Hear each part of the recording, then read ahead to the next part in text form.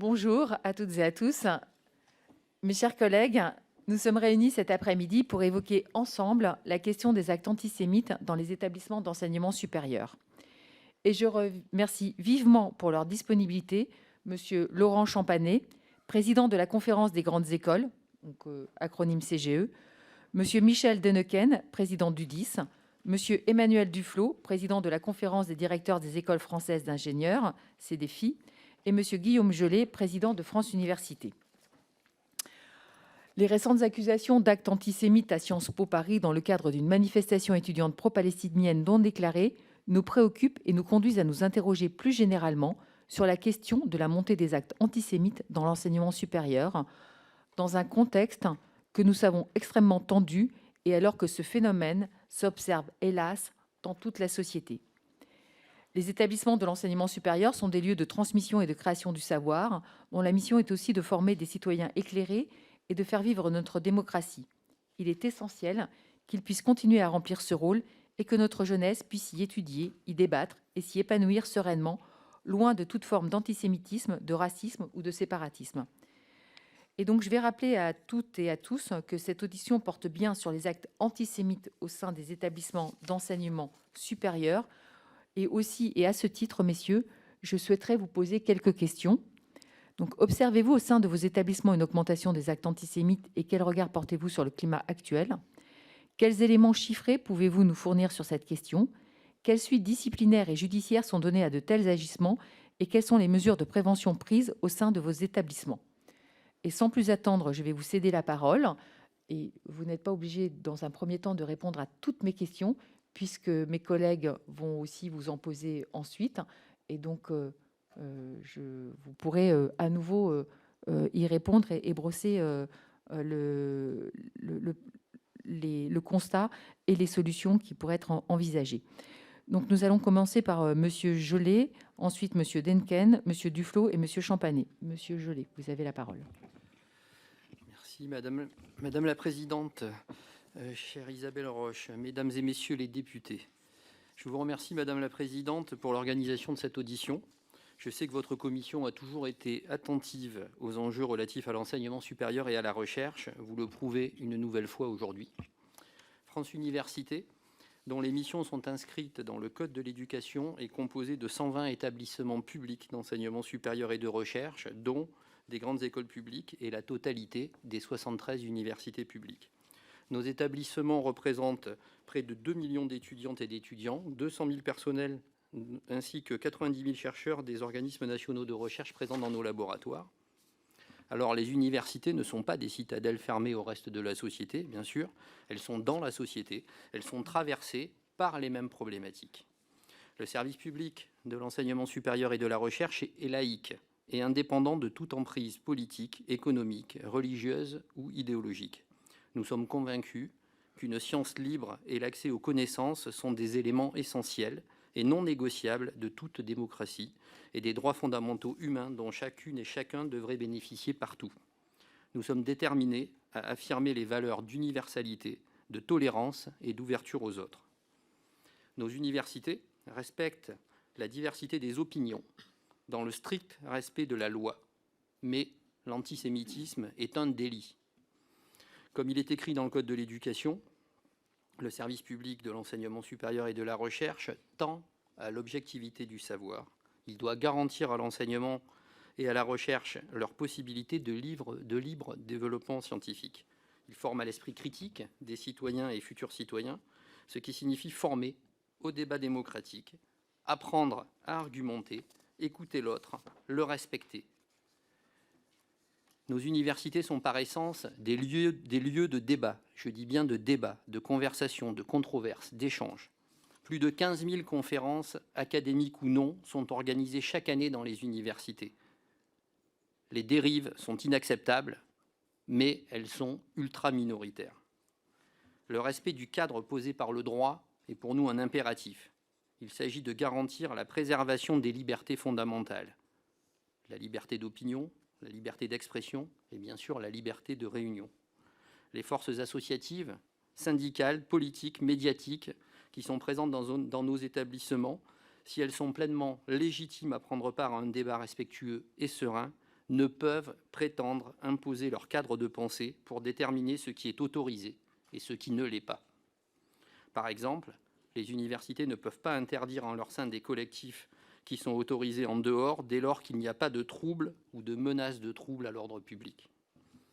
Mais nous devons veiller à identifier, signaler, engager des poursuites pour les expressions et agissements susceptibles de relever de l'antisémitisme, du racisme ou de l'apologie du terrorisme. Il nous faut aussi veiller à éviter tout risque de trouble à l'ordre public, comme je l'ai déjà dit. Nous devons aussi faire en sorte d'assurer aux étudiants juifs la sérénité à laquelle ils ont droit. Il n'est pas tolérable que des étudiants juifs fassent des choix d'orientation dictés par le sentiment qu'ils seront ou non en sécurité. C'est un point sur lequel l'UEJF et le CRIF ont attiré notre attention. Nous devons garantir à tous nos étudiants un environnement d'études et de vie sain, sécurisé, protégé. Mais malheureusement, le risque zéro n'existe pas. C'est pourquoi, face aux violences et aux discriminations, de quelque nature que ce soit, nos universités pratiquent la tolérance zéro. Il y a bien, comme dans le reste de la société française, une hausse des faits ou d'actes d'antisémitisme depuis les attentats du 7 octobre dernier. Je vous donnerai le détail dans un instant.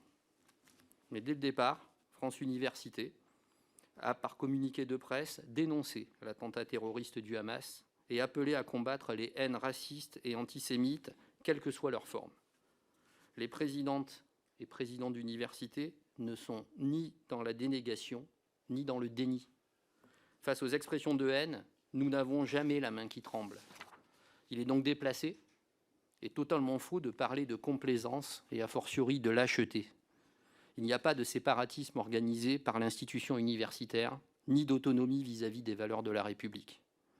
Les universités se sont ainsi donné les moyens depuis quelque temps d'agir, d'identifier et de recenser les agissements en cause et de donner des suites appropriées, soit en interne, soit au plan judiciaire, soit les deux. Les leviers, Madame la Présidente, qui sont à notre disposition sont en effet d'ordre disciplinaire, administratif. Nous pouvons engager des enquêtes internes ou judiciaires. Nous avons la possibilité de signaler au procureur de la République au titre de l'article 40 et nous avons la possibilité de déposer des plaintes. Toutefois, je tiens à dire que les universités sont rarement tenues informées des suites données à leur signalement à la justice. Ce manque d'information, d'une part, les prive d'une capacité à affiner leur appréciation des faits, d'autre part, les fragilise dans leur action d'information, de prévention, et enfin, par voie de conséquence, affaiblit leur autorité en tant qu'institution. Par ailleurs, les universités sont dotées, là encore, c'est la loi, de cellules de signalement de violence, de suivi de procédures et d'accompagnement des victimes. Elles disposent de référents pour défendre l'égalité et lutter contre le racisme et l'antisémitisme. Il est vrai que ces procédures sont parfois mal connues et qu'il nous faut veiller à continuer de communiquer à leurs propos en interne, de façon à ce que des victimes potentielles identifient au plus vite le bon interlocuteur, celui auquel s'adresser, et que les procédures appropriées puissent être engagées. Dans ce combat et lorsque les faits se déroulent dans les locaux de l'université, nous agissons. Mais c'est une préoccupation tout à fait partagée par l'ensemble des présidentes et des présidents, et nous en discutons régulièrement.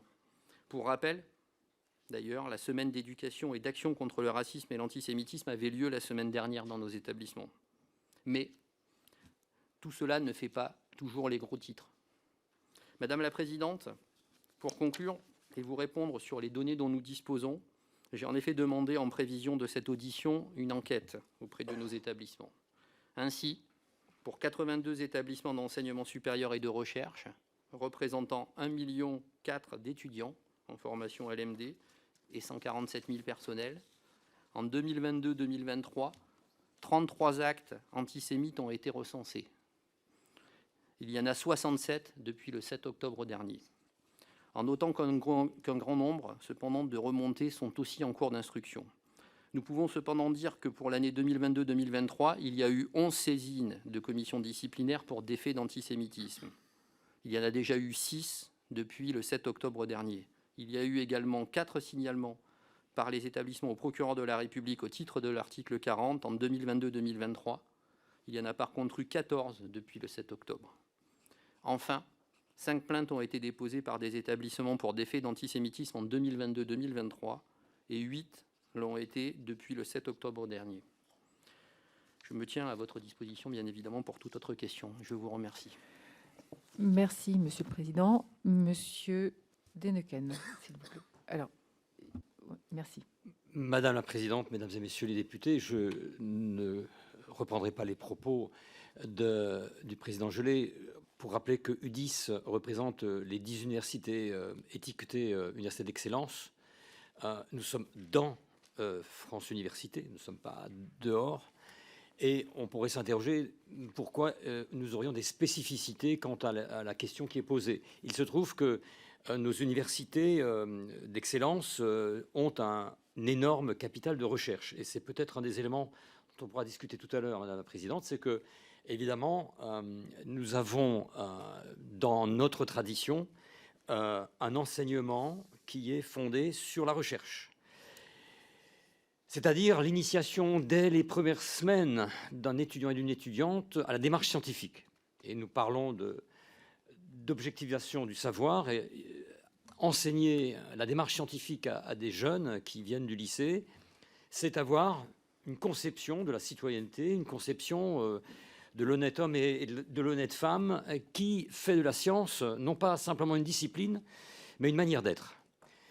Et je crois que c'est un des éléments que nous avons à notre disposition. Je ne peux que reprendre tous les éléments que Guillaume Gelé vous a donnés. Il se trouve, si vous le permettez, que pendant 30 secondes, je parle de mon université Strasbourg, qui est une université qui est la seule université qui a la médaille de la résistance avec Rosette, pour vous dire que je suis malheureusement la seule université de France qui a connu, il y a 2 mois, des violences physiques contre les étudiants juifs. Il n'y a eu que des propos, ce qui est déjà très grave. À Strasbourg, nous avons eu des voies de fait.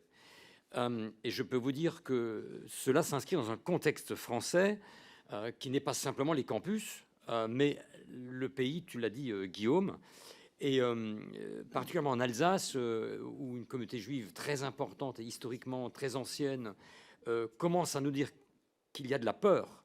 Pour moi, c'est un marqueur extrêmement inquiétant parce que ce n'est pas du tout dans notre tradition. Et donc là, nous nous interrogeons. Sur les faits, je dirais aussi, comme Guillaume Gelé, ils augmentent depuis le 7 octobre. Nous avons pratiquement tous les matins, ce matin encore, à enlever des tags. Je le fais à titre personnel toujours très, très vite, ce qui coûte et de l'argent et de l'énergie à nos services. Les tags sont souvent, à la limite, n'est-ce pas, des propos antisionistes, mais derrière, on voit ce qu'il y a. Il y a aussi des menaces de mort contre des personnes.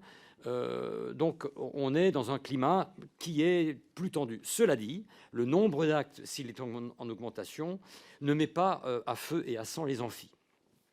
Je crois que ce qu'on doit comprendre, c'est que les débats qui concernent le conflit à Gaza connaissent les mêmes radicalisations que tous les débats de société. J'ai, il y a 4 ans, dû faire venir la police à la fac de médecine à propos d'une conférence sur la maladie de Lyme, parce qu'une association de malades voulait la peau du professeur qui évoquait son opinion sur la maladie. Donc on a en France aujourd'hui une difficulté d'avoir un débat. Et je crois que ce à quoi nous nous engageons à UDIS, on est en train de préparer un texte sur notre mission, c'est le débat.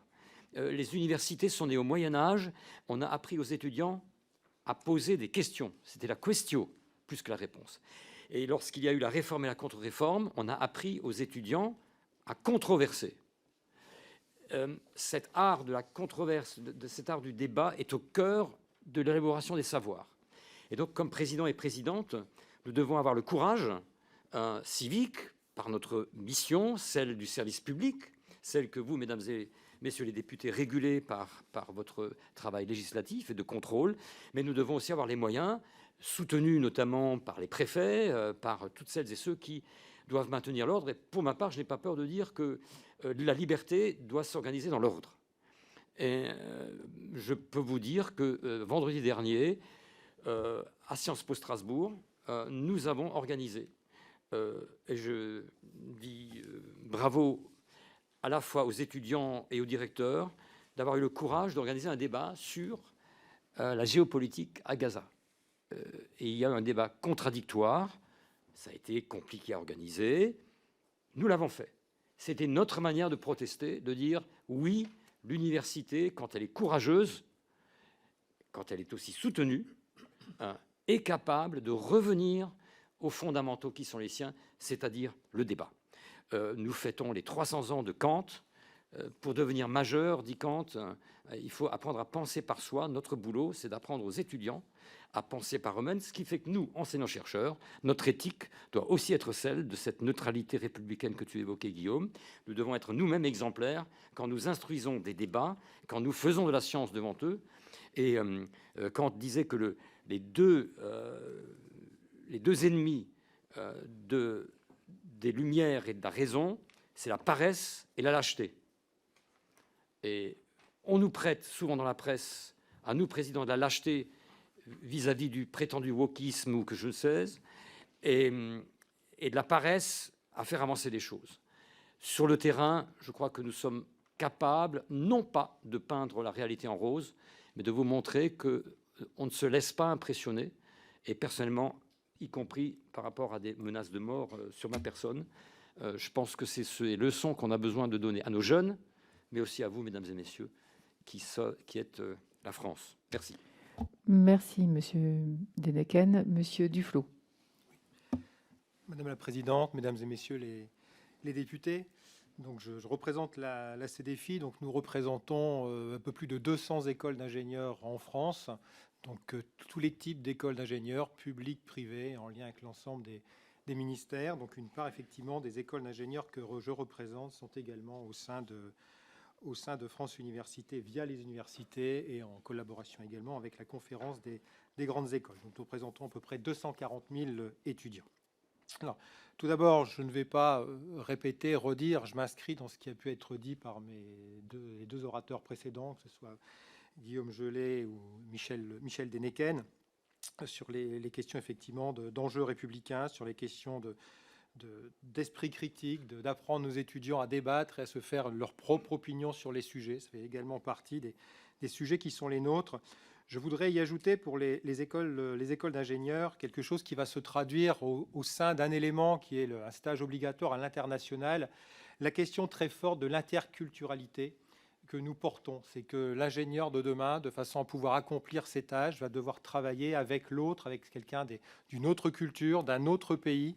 Et il y a un apprentissage très fort, une initiation très forte dans nos écoles sur ce point-là, qui vient s'ajouter finalement aux questions de savoir réfléchir par soi-même, comme on a pu le dire tout à l'heure. Donc cette question culturelle, finalement, de comprendre l'autre, elle est au cœur de nos écoles. Alors nos écoles sont je vais reprendre également notre point néanmoins, c'est que nos écoles sont bien au cœur de la société et donc elles sont le cœur de la loi, elles respectent la loi. C'est important de le dire, de la rappeler. On ne peut pas faire moins, mais on ne peut pas faire plus, mais on ne peut pas faire moins non plus. Et nos écoles appliquent sur l'ensemble des discriminations, et notamment sur les questions antisémites, une tolérance qui est une tolérance zéro, véritablement sur toutes les discriminations. Et nous avons pour cela un arsenal juridique, un arsenal disciplinaire relativement fort, avec immédiatement la possibilité de saisir le procureur de la République à partir du moment où nous avons soit une suspicion, nous a dénoncé un acte de ce type-là, antisémite, et nous avons, c'est un « et » entre les deux, les possibilités également de poursuites disciplinaires dans le cadre de cette lutte. Et l'ensemble de cet arsenal est bien pris en compte et bien utilisé par l'ensemble des directeurs et directrices d'école lorsqu'elles ont affaire à un acte antisémite. Alors, néanmoins, aujourd'hui, je dis néanmoins parce que comme l'a fait France Université, pour préparer cette audition, nous avons fait faire une enquête au sein de nos écoles pour savoir si elles avaient été confrontées à des actes antisémites, sachant que avant cette audition, il n'y avait pas eu, comme on a pu l'avoir sur d'autres sujets, comme sur les VSS par exemple, de remontée, j'aurais pu dire, spontanée des directeurs et directrices d'école, qui dénotaient que ce n'était pas finalement un sujet auquel elles avaient à faire face naturellement au sein de leurs écoles. Donc, ce qui a été remonté par les directeurs et directrices d'école sur ces dernières semaines, c'est un tag finalement antisémite au sein de nos écoles. Alors, nous ne sommes pas naïf, hein, c'est-à-dire que nous sommes des écoles au sein de la société, c'est-à-dire que quand bien même les actes, là on est sur un acte, alors c'est déjà intolérable qu'il y en ait un, bien évidemment, mais pour autant tous les courants de la société traversent nos écoles, donc nous sommes toujours dans une démarche d'accompagnement de l'ensemble de nos étudiants lorsqu'ils vont réaliser, lorsqu'ils vont organiser un certain nombre de manifestations, et je dirais que c'est peut-être une des forces, mais également une des approches que l'on peut avoir, c'est d'organiser finalement ces débats, c'est d'organiser également, d'accompagner l'ensemble des associations étudiantes avec lesquelles, compte tenu également d'une taille petite, voilà, nous sommes en proximité assez forte, c'est de les accompagner sur l'organisation, également les former sur ce qu'elles peuvent dire ou pas. Je reviens sur le fait que nos écoles sont un espace de droit et nos étudiants doivent effectivement, dans ce qu'ils organisent, effectivement s'inscrire totalement dans cette dynamique-là. Donc voilà, donc ce que je voulais, je vais conclure sur ces points, c'est que aujourd'hui, je dirais sur les faits, Madame la Présidente, une remontée, donc quelque chose effectivement qui est déjà inacceptable, mais une remontée. Peut-être allié également au fait, où on le sait, c'est que les écoles d'ingénieurs sont un milieu, on l'a vu sur d'autres sujets, qui est très peu politisé, finalement, que ce soit ce sujet comme sur d'autres, très peu de remontées ou très peu, je dirais, d'agitation, comme certains pourraient le dire dans nos écoles, allié à une vigilance qui est accrue, une tolérance zéro par rapport à tout type de discrimination et tout acte, notamment antisémite, et également un accompagnement de nos étudiants pour accepter l'autre, quel qu'il soit. Merci, Monsieur Duflot. Monsieur Champanet. Merci, Madame la Présidente. Merci, Mesdames, Messieurs les députés. Merci pour votre intérêt constant pour l'enseignement supérieur et la recherche. Je représente 250 grandes écoles françaises, dont un certain nombre sont à France Université ou à la CDFI. Donc, je vais surtout parler des écoles qui ne sont pas en fait dans ces organismes, c'est en particulier les écoles de commerce, de management, mais aussi certaines écoles d'art, agro, des écoles de la défense, qui sont à la conférence des grandes écoles. Ce qui lie nos écoles, c'est le fait qu'on forme avant tout des cadres pour les entreprises et les organisations. Et sur le sujet dont on parle ce soir, bien évidemment, on se soucie de former des citoyens, mais on se soucie aussi de former des cadres et de l'impact que leur formation et de qui ils sont aura sur les entreprises qu'ils dirigeront un jour. C'est le sujet de l'international et de l'interculturalité est bien évidemment un sujet très fort dans nos écoles. La lutte contre toute forme de violence, de discrimination et d'antisémitisme est aussi organisée de la même manière. Les écoles qui ne relèvent pas du ministère de l'Enseignement supérieur ou de la Recherche ou qui n'ont pas un statut public se posent les mêmes questions que les autres et s'inscrivent dans la même dynamique de tolérance zéro et déploient du coup les mêmes outils que ceux dont mes collègues vous ont parlé, que ce soit des cellules de signalement, des référents sur les questions de discrimination, d'antisémitisme, et utilisent les mêmes suites, qu'elles soient disciplinaires ou qu'elles soient judiciaires. Là encore, ces établissements, mis à part quelques-uns, sont très peu politisés et nous n'avons pas eu de retour spécifique, sauf ceux qui ont été cités avant et que vous connaissez autour de Sciences Po Paris.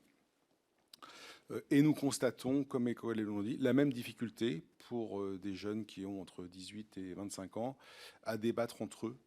Et nous sommes amenés, comme Michel l'a dit, à organiser le débat et à ne pas les laisser organiser des débats seuls, donc à être présents, à vérifier qui est présent, qui est invité, et à faire en sorte que nos personnels, et en particulier nos enseignants-chercheurs, soient présents pendant les débats en question. Voilà, donc des écoles qui, même si elles ont des statuts différents de celles qui ont été citées avant, s'inscrivent dans la même dynamique. Merci beaucoup. Merci, Monsieur Champanet. Maintenant, nous allons passer aux orateurs de groupe, qui auront 2 minutes chacun, qui vont poser des questions, vous répondrez, puis ensuite d'autres collègues poseront des questions. Nous commençons par le groupe Renaissance avec Emmanuel Pellerin. Merci Madame la Présidente. Messieurs, l'enseignement supérieur, pilier de notre société, se doit d'incarner les valeurs républicaines de liberté, d'égalité et de fraternité. En ce jour, nous nous trouvons à un carrefour critique, où la qualité de notre engagement envers ces principes est mise à l'épreuve. Il est impératif que nos établissements supérieurs restent des lieux où chaque étudiant, quelles que soient ses origines ou ses croyances, se sente respecté et valorisé. Après avoir rencontré en décembre dernier des représentants de l'Union des étudiants juifs de France à l'Université Paris-Nanterre, j'ai recueilli des témoignages très préoccupants. Ils décrivent un climat de plus en plus délétère, où même en l'absence d'actes antisémites explicites, une atmosphère lourde et chargée de préjugés altère leur expérience éducative et leur bien-être. Depuis le 7 octobre, cette tension n'est plus simplement une ambiance, mais un antisémitisme manifeste se traduisant par une série d'incidents inacceptables, marquant une escalade dangereuse. Pour rappel, le 28 septembre dernier, le Parisien publiait un article attestant que 9 étudiants juifs sur 10 ont été victimes d'actes antisémites au cours de leur scolarité. J'ai alors immédiatement interpellé le gouvernement lors d'une QAG. Ces événements ne sont pas seulement alarmants pour la communauté juive, ils sont une sonnette d'alarme pour nous tous, signalant une érosion des principes de respect, de diversité et de tolérance dans nos institutions. La lutte contre l'antisémitisme relève de notre responsabilité collective. Face à cette urgence, ma question se veut directe et cherche à obtenir des réponses claires et des engagements fermes. Quelles actions concrètes et immédiates vos établissements prévoient-elles d'adopter pour garantir un environnement académique sûr et inclusif pour tous les étudiants? Merci infiniment. Merci, monsieur le député. Pour le Rassemblement national, Julien Audoul. Merci Madame la Présidente, Messieurs les Présidents. Les Français de confession juive ont peur et les étudiants juifs ont peur aujourd'hui dans notre pays. Depuis le 7 octobre, on voit et on constate une recrudescence, une explosion des actes, des intimidations, des agressions contre nos compatriotes de confession juive. Ces actes, malheureusement, ne sont pas nouveaux.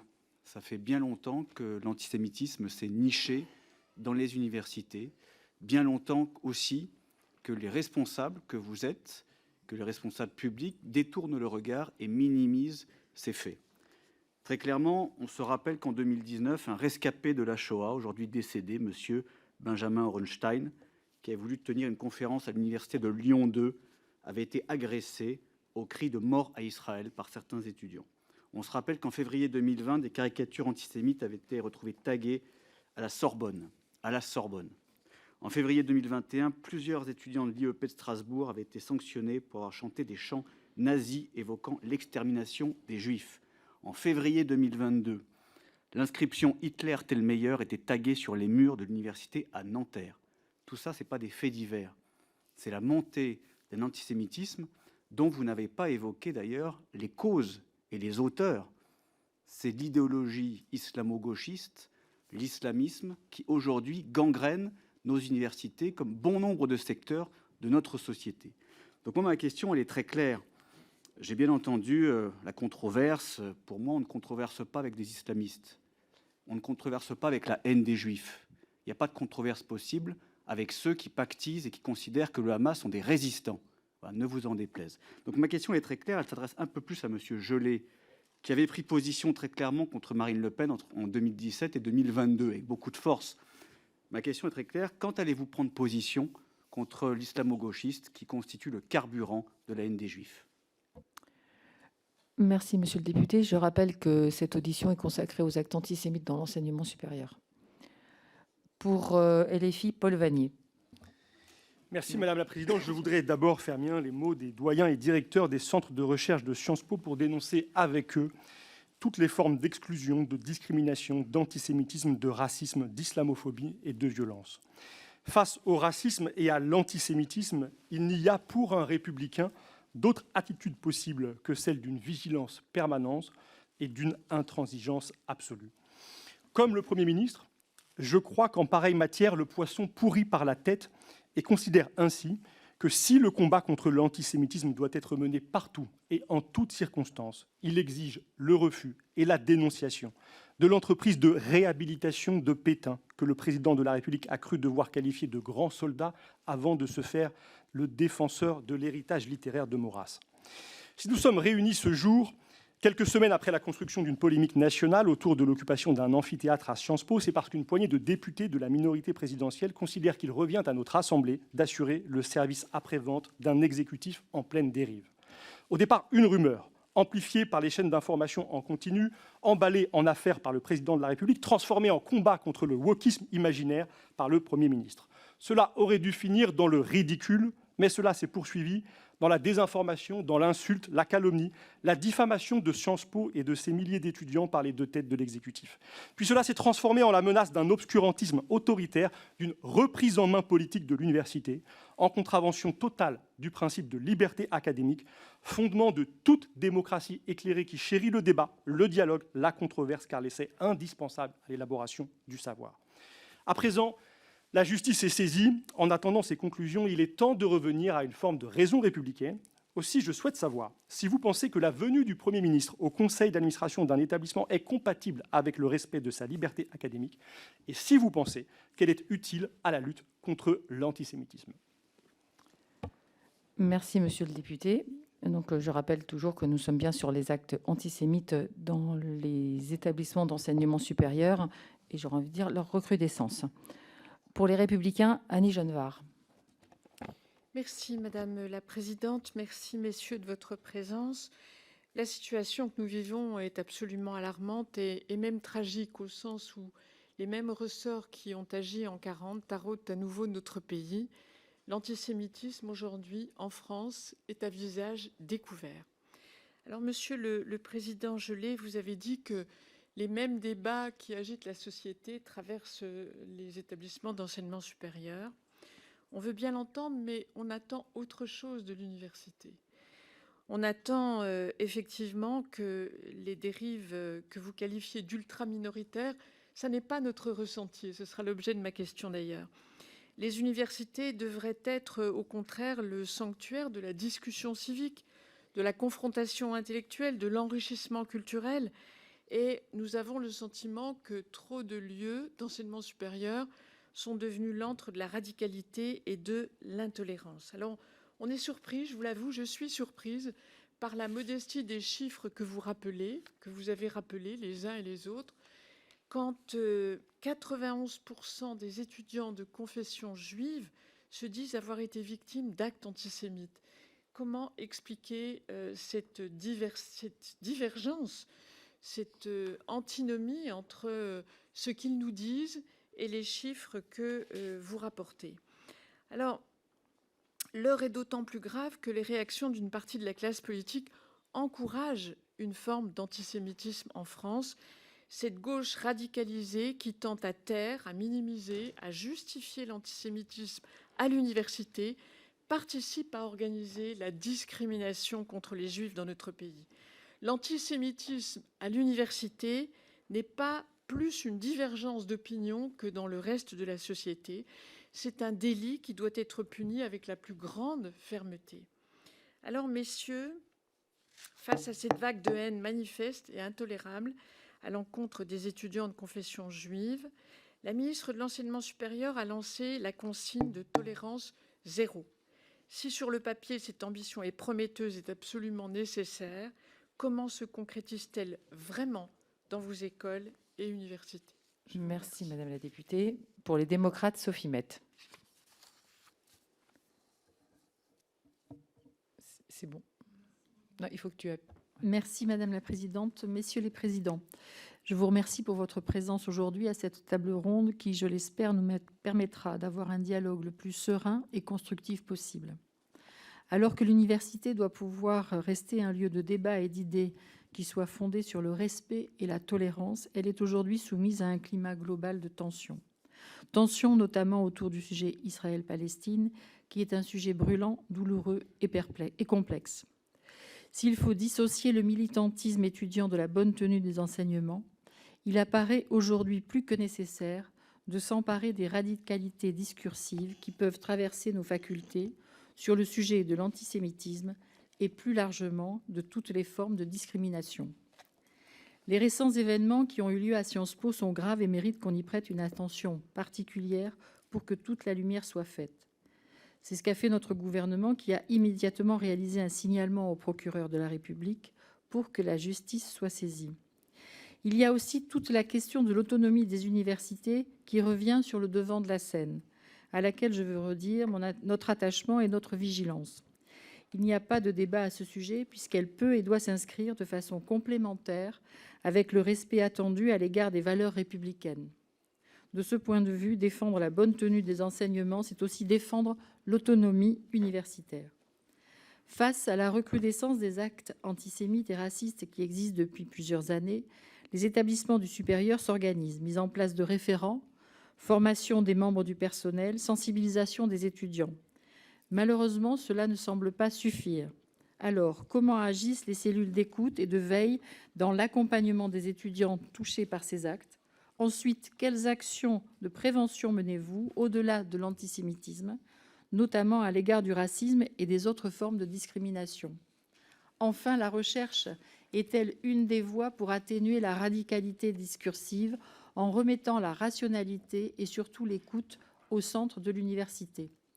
Il ne s'agit d'accuser pour diviser, mais bien d'être à vos côtés pour lutter contre l'institutionnalisation des actes antisémites et racistes, des discriminations. Je vous remercie. Merci Madame la députée. Pour les socialistes et apparentés, Fatia Kelouachi. Merci Madame la Présidente. Je tiens tout d'abord à remercier l'ensemble des intervenants pour leur présence, mais aussi pour leur éclairage sur un sujet aussi important. Toutefois, je regrette fortement l'absence de représentants des organisations représentatives des étudiants sur cette table ronde. Il semble en effet inapproprié de discuter des enjeux liés à l'enseignement supérieur sans pouvoir entendre les principaux usagers, quel que soit le sujet. La composition de cette table ronde semble d'autant plus incohérente que les organisations étudiantes sont des actrices indispensables de la cohésion sociale dans les campus, notamment grâce à leurs nombreuses alertes et actions de lutte contre toute forme de discrimination, dont l'antisémitisme mené quotidiennement auprès des étudiants. Les établissements d'enseignement supérieur n'échappant pas aux réalités que traverse notre société, ces organisations étudiantes doivent également faire face à une montée des idées haineuses. Comme les mauvaises herbes, les groupuscules extrémistes pullulent au sein des universités, diffusant leur antisémitisme, leur racisme et leur haine de l'autre, et n'hésitant pas parfois jusqu'à agresser toute personne tentant d'y apporter une contradiction. Je pense à la résurgence du GUD ou de Waffen-Assas, par exemple. Les idées sont les mêmes qu'à l'Assemblée nationale, mais les méthodes se diversifient et l'extrême droite s'essaie maintenant à la représentation étudiante, notamment en essayant d'avoir des sièges par la cocarde étudiante de ci, de là dans les conseils universitaires. Cette radicalisation progresse et est non déguisée. Les résultats de l'enquête Remède publiée par l'Observatoire national des discriminations et de l'égalité dans le supérieur en octobre 2023 indiquent que 4 établissements sur 5, les dispositifs de signalement recueillent des faits de discrimination dans 4 établissements sur 5. Ces discriminations sont souvent liées à l'origine, à un sentiment religieux et en englobant bien sûr le racisme, l'antisémitisme, l'islamophobie, ce qui correspond à 2-3 signalements, comme vous l'avez dit, par établissement et par an. Aussi, j'aimerais savoir de quelle manière les établissements se dressent de leur côté avec les organisations étudiantes face à tout cela. Quel est l'état du dialogue avec ces organisations sur ces sujets au niveau national et à l'échelle de chaque établissement? Je vous remercie. Merci Madame la députée. Pour le groupe GDR, Jean-Paul Lecoq. Merci Madame la Présidente. Merci messieurs pour votre exposé. Les délits à caractère antisémite se sont multipliés en France depuis les attaques terroristes du 7 octobre 2023. Alors que la lutte contre ce fléau devrait servir à construire un ample consensus au sein de la société civile, l'extrême droite et le gouvernement instrumentalisent ce débat, ce combat, pour blanchir les crimes de l'armée israélienne à Gaza et décrédibiliser toute forme de solidarité internationale avec le peuple palestinien. La politique entourant la manifestation pro-palestinienne du 12 mars dernier à Sciences Po est l'exemple parfait de cette récupération politico-médiatique. Un jour après les faits, le Premier ministre a assisté au conseil d'administration de la Fondation nationale de Sciences Po, contrevenant ainsi au principe d'autonomie de l'université vis-à-vis du politique.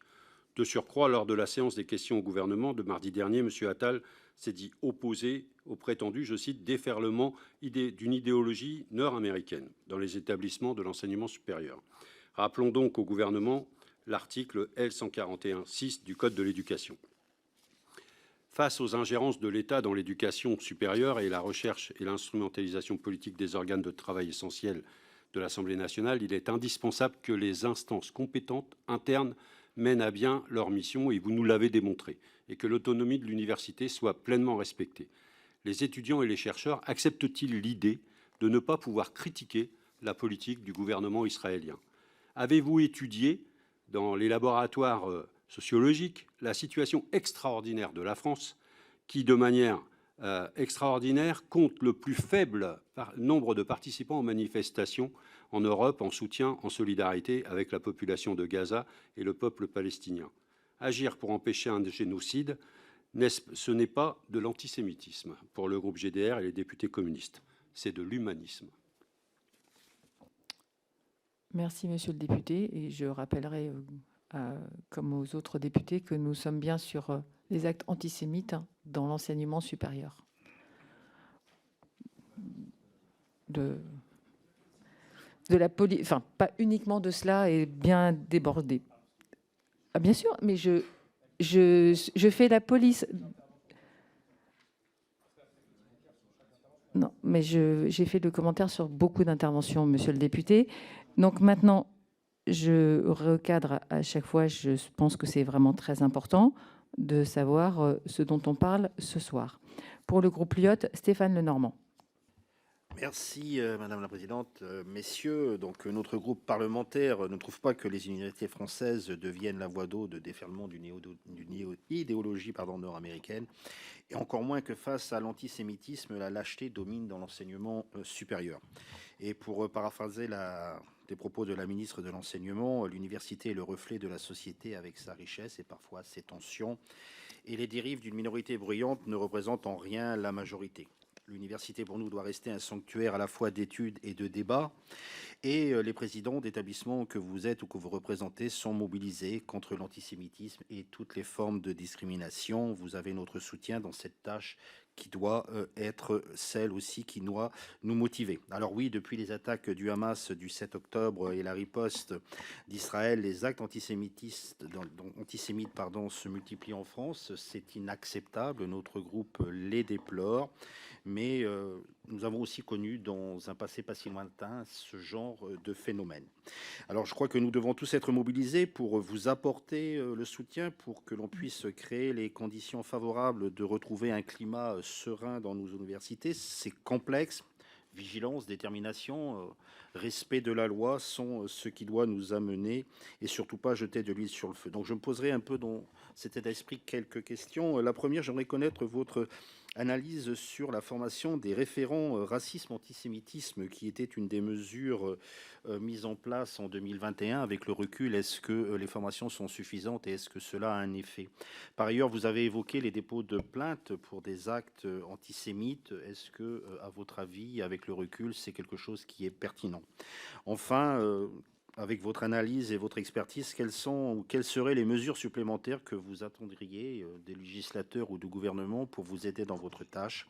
Et enfin, que pensez-vous de la collaboration entre les universités et les grandes écoles sur ce sujet, et notamment sur la prévention des risques de discrimination et de l'antisémitisme? Merci.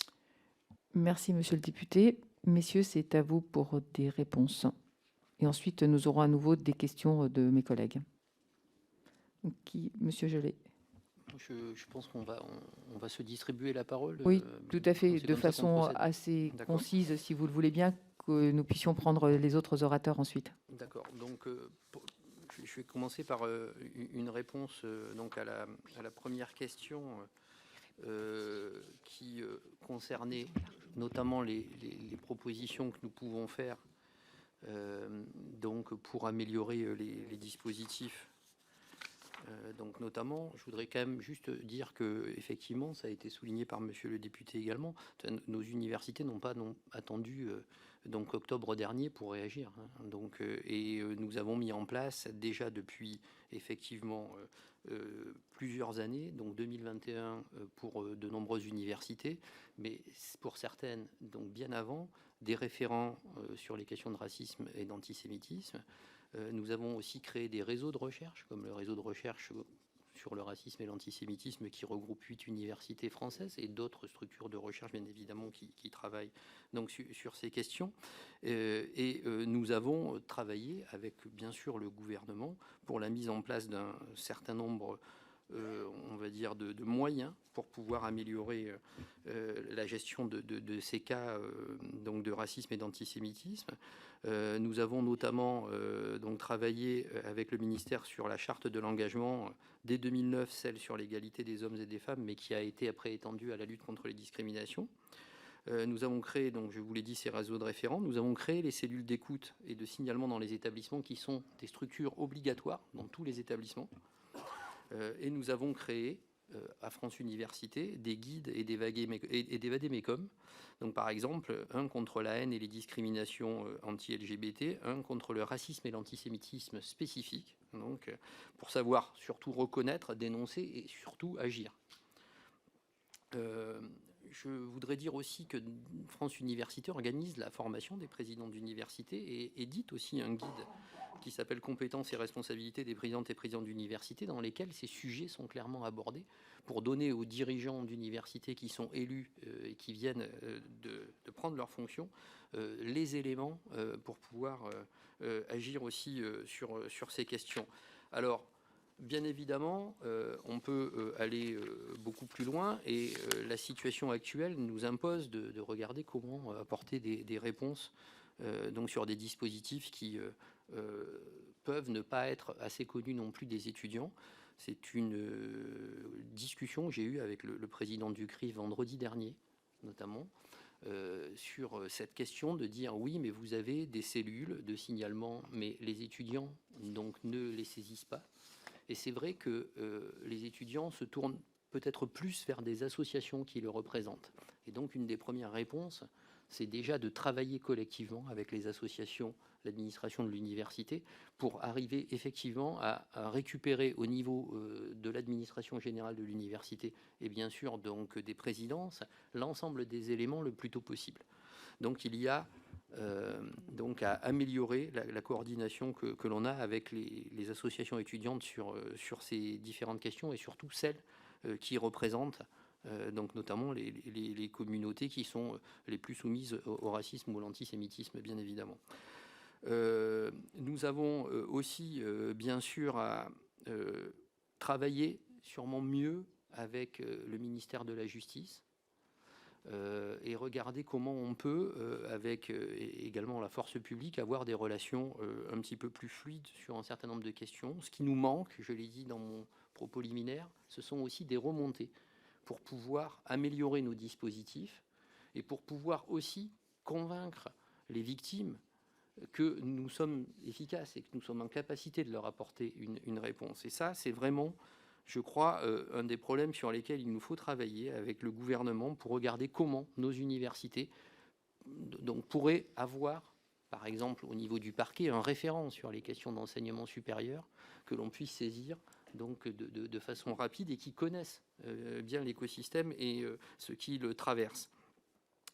Nous avons besoin aussi de mieux connaître donc ce qui se passe derrière ces phénomènes et il me semble que l'enquête que nous avons commencé à faire à France Université mérite sûrement maintenant d'être élaborée avec nos structures de recherche qui sont spécialisées dans le domaine et nous avons par exemple soutenu la création d'un observatoire national des discriminations et de l'égalité dans l'enseignement supérieur il y a à peu près 3 ans.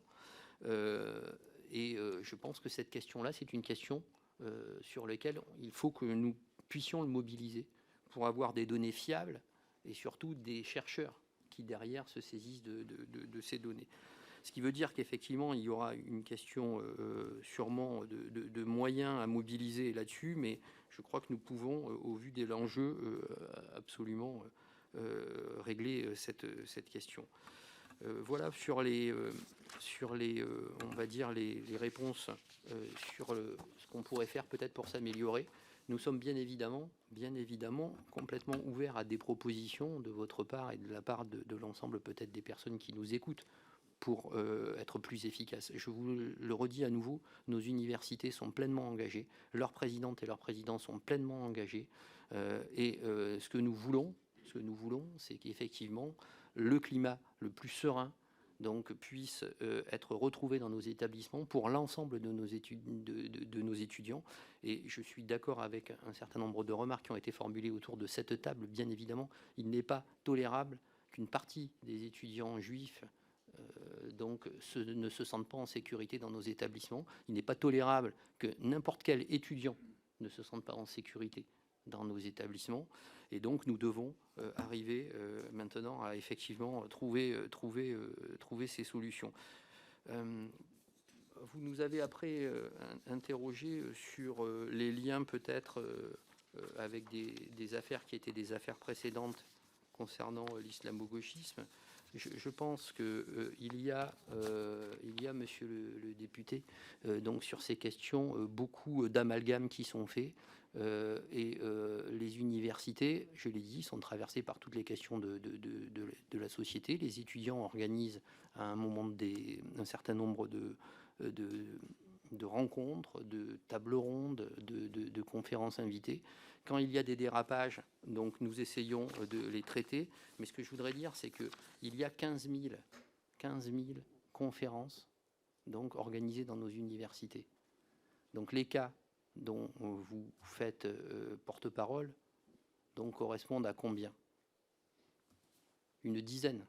Je pense qu'il faut, à un moment donné, arrêter peut-être de stigmatiser pour 10 événements qui sont traités. Et la plupart de ces événements ont été reportés, ils n'ont pas été annulés. Je pense qu'il faut arrêter de stigmatiser les universités sur ça. Je pense que dans, on va dire, tous les cercles, il y a effectivement parfois des dérapages. Donc ces dérapages, nous essayons d'y apporter des réponses. Mais je ne peux pas accepter, en tant que représentant de nos universités, que l'on considère donc que nos établissements soient on va dire, je crois que il me semble que cette formule avait été donnée, gangrénée par l'islamo-gauchisme ou le wokisme. Merci. Oui, monsieur Denekan. Monsieur Gelé, il faut vous éteindre votre micro, c'est plus facile. Merci. Oui, je voudrais aussi, parce que j'ai senti chez l'une ou l'autre d'entre vous, ne le prenez pas mal, un air de reproche par rapport à soit du non-dit, du laisser-aller ou de l'autocensure. Ce n'est pas parce que des faits, nous disons que des faits sont extrêmement rares qu'ils ne sont pas graves. Ce n'est pas le nombre de morts qui fait la valeur d'une cause ou d'une vérité. Ce que nous voulons dire, c'est que 85% des jeunes aujourd'hui vont dans l'enseignement supérieur. C'est-à-dire que on l'a vu pendant le Covid, la pauvreté, le déclassement des classes moyennes, la précarité étudiante montent en puissance parce que tout simplement, il y a 20 ans, on avait 50% d'une classe d'âge. Aujourd'hui, les dernières qui arrivent sont forcément celles des couches sociales les moins favorisées. Donc on accueille dans les universités toute la France, y compris dans ses extrêmes, y compris dans ses tensions, y compris dans ses difficultés. Les actes antisémites augmentent dans toute la société. Mais il est vrai qu'un certain nombre de débats nationaux sont instrumentalisés. On a eu le focus sur Sciences Po Paris. Sciences Po Paris est certainement une prestigieuse institution. Je suis désolé que chez nous, ça représente 3 0 après la virgule en termes de nombre de personnes. Ensuite, je vous inviterai, et on le fera volontiers, de venir sur le terrain. Je crois qu'il faut savoir raison garder. Nous avons aujourd'hui beaucoup plus de débats que d'excommunication, beaucoup plus de recherches. On a parlé de sociologie. Oui, nous faisons de la recherche sur les migrations. Nous avons des observatoires des religions. Nous avons des lieux où l'on étudie les questions très anciennes du racisme. Je regrette, par exemple, qu'il y a 3 ans, l'expression de Madame Vidal sur l'islamo-gauchisme n'ait pas été l'occasion d'un vrai débat. Parce que c'est intéressant à quel point nous perdons la mémoire. Si je voulais être provocateur, je vous rappelle qu'en 1920, la conférence de Bakou avait évoqué la convergence entre l'idéal coranique et l'idéal marxiste. Il y a eu des textes extraordinaires. Moi, j'étais prêt à faire un débat avec nos historiens, non pas pour dire qu'il y a de l'islamo-gauchisme aujourd'hui, de dire que des réflexions sur un certain nombre de solidarités politiques des uns et des autres sont intéressantes et apparaissent. Donc nous demandons aussi à la représentation nationale de donner une image des débats qui donnent à nos étudiants envie d'être comme vous, c'est-à-dire des femmes et des hommes raisonnables qui sont capables d'échanger des idées extrêmement opposées et qui sont capables de dire « nous convergeons à la même République ». Je continue de penser que sur mon campus, il y a des kippas, il y a des voiles. C'est des adultes, on n'est pas à l'école. Ces gens se causent. Encore une fois, les tensions existent, mais ce qui fait l'écume de la presse et des instrumentalisations plus ou moins calculées n'est pas notre quotidien. Et ça ne nous aide pas quand on force le trait et quand on caricature. Notre lutte, tous les jours, c'est de douver des profs. Savez-vous, mesdames et messieurs les députés, que nos INSPE ne recrutent plus de profs parce qu'ils ne se sentent pas soutenus. Ils ont peur d'un certain nombre d'opinions, d'un certain nombre de groupes. Notre lutte, elle doit commencer avec la formation des profs en maternelle. C'est là que le débat, c'est là que la société plurielle se construit. Je n'ai pas de leçon à vous donner, je suis un simple électeur, mais comme universitaire, j'assume les faiblesses de ce qu'est une université. C'est un lieu fragile, complexe, ouvert sur le monde. Nous ne sommes pas dans des tours d'ivoire. Notre idéal universitaire est un idéal d'ouverture que la liberté de parole, parfois, confine à une langue qui se devient intolérable. Nous avons des moyens. Et puis, juste pour l'autre question que tu as évoquée, Guillaume, nous saisissons systématiquement les procureurs de la République. Nous demandons à nos doyens, à nos directeurs d'institut, de nous faire remonter les faits.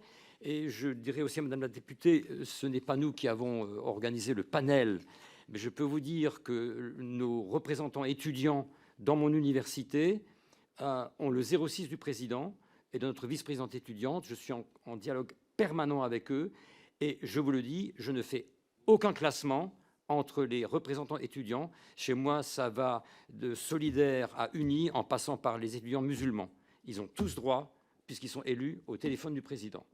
Ça ne veut pas dire que je suis d'accord avec eux, mais ils ont aussi le droit d'être éduqués à la citoyenneté. Quand ils portent des projets politiques, quels qu'ils soient, nous devons leur apprendre à se mettre autour d'une table pour gérer le Crous, pour gérer un conseil d'administration. Donc, notre boulot, c'est aussi ça, lutter contre l'antisémitisme.